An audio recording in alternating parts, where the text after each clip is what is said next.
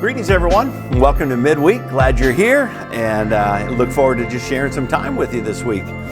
Last week I was in Japan. I know it was a short trip, left on Monday, back on Friday. Why on earth would anyone do that? Actually, it's kind of a nice trip down to San Francisco, get in a plane, fly over the entire, basically, Pacific Ocean. Why would we do such a trip? Well, a variety of reasons. Number one is we do have a missionary there. The Walkers, and they're doing a great job. Got to spend some time with them. What a blessed family. And these two career pharmacists and physical therapists, God leads their hearts to this country of Japan, and there is a blessing to be with them and their kids. Probably the bigger reason, 20 some years ago, God laid on my heart this country. It's an incredibly influential country, fourth largest GDP, I think, in the world. But their influence is really in a bigger way in terms of their influence over technology and those kinds of areas. And I began to just kind of, passively, I would say, pray, God, just if you reach Japan. Now, it hasn't changed a lot. So my prayers and your prayers, we need to keep praying because they tell me that it's about 0.5%, so 0.5% Christian. It is an amazing country. Why would we go there? Well, I challenged one of our partners, RSA, Reed Saunders Association, that does evangelistic outreaches, to start thinking about putting Japan on their list. God's been working miraculous things in Pakistan, miraculous things in Vietnam, miraculous things in El Salvador, and the list just keeps going. The entire Middle East is opening. And so I just kind of began to ask the RSA team to say, hey, would you ever consider putting Japan? And they said, well, great. We don't know anyone there. So I do. I've known some folks that have been there serving for 40 years. In fact, I know the entire team of about 60 people that just had a retreat there prior to our arrival. So my goal was to go and introduce my friends and people that I knew and get to know other folks to the RSA team. Just by saying, God, would this be something that you would want to do? And so to put together our missionaries, together with others that I've known for 40 years who have been serving there, from CAGA, the Christian school, and a whole lot of church planning. Then we met some unique and wonderful people that we weren't even expecting, like the chaplain to the Olympics Committee and the international director of a surfing, as if I'm going to be surfing. But this kid was amazing. And so God just put together all of these series of events where we just went to listen. We went to hear their story. We went to see, is there a way that RSA can come and partner? So I'm pretty thrilled. It was, yes, busy. It was every day, meeting, running, training, all of that stuff. My first time really into the city. It's remarkably beautiful, clean. I went for a walk every morning, every night, never saw a piece of garbage. I saw one homeless person in this city of 12 million, and I walked all over the place. And yet, the grip the enemy has on this country that closes it to the gospel is so significant. So my prayer is through the Walkers, whom we partner with as a church, and RSA, whom we partner with as a church, that God may have something beautiful. I know Billy Graham Association is planning an outreach there, and I think 26. And Brett Butcher, who's in our church, is working for the Graham Association. There's some work that they're doing. So we're just thrilled, absolutely thrilled that maybe this is a season that God would open up Japan.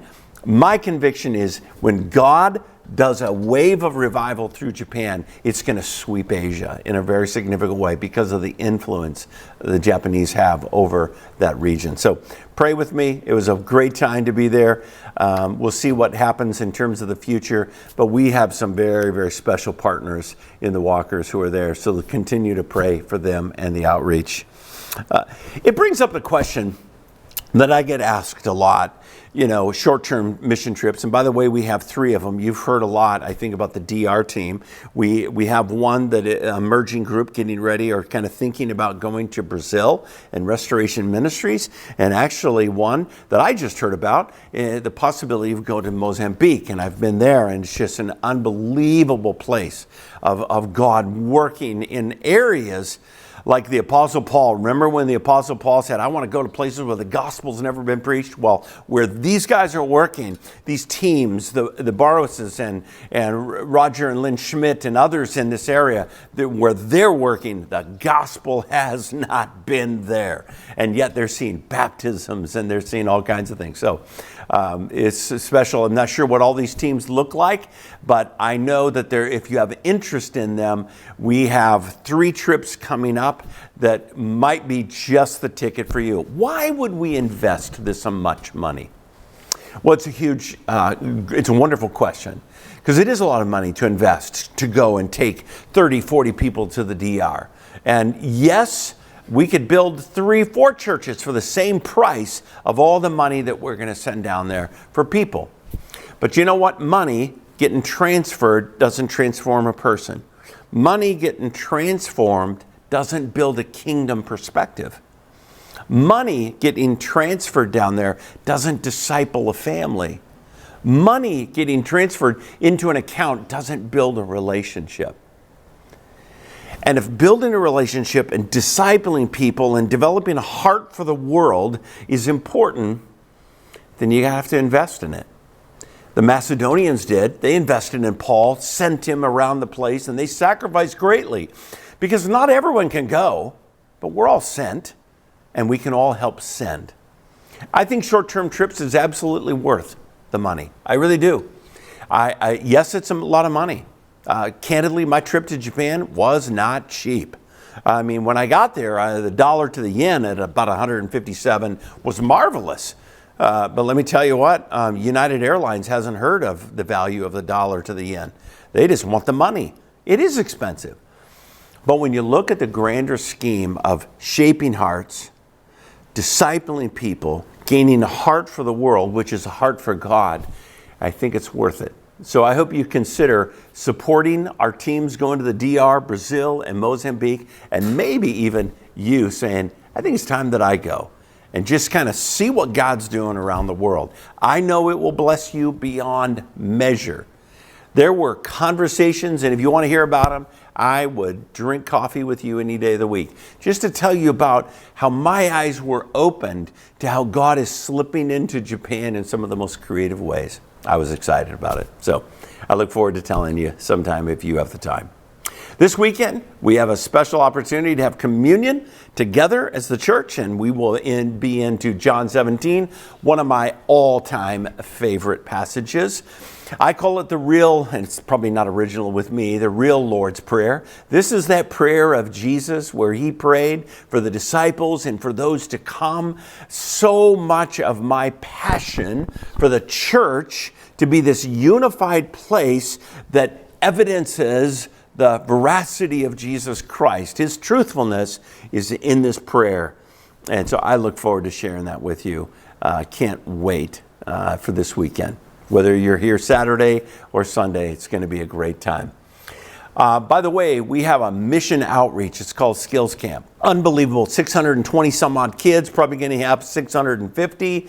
We're going to have 200 volunteers, a team of people coming together. I actually think 650 kids hearing the gospel, probably 30% of which come from no church connection at all, might just be culture shaping to our city.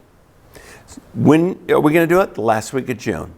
You can get online. You can check where our needs are. We need people to sponsor through, purchasing treats and all kinds of things. But probably most of all, we need your prayers and we need you. We need you to consider I'll take a week. I'll take the morning of this week. I know we have some of our deacons. I am so proud of these guys that are taking the mornings off and serving with us and then going to work. I think that's pretty special. That's a really remarkable short-term mission trip. And that's going to be the last week of June. Hope you'll join us. God bless you. I love you. Can't wait to see you this week in John 17. the Lord's Prayer.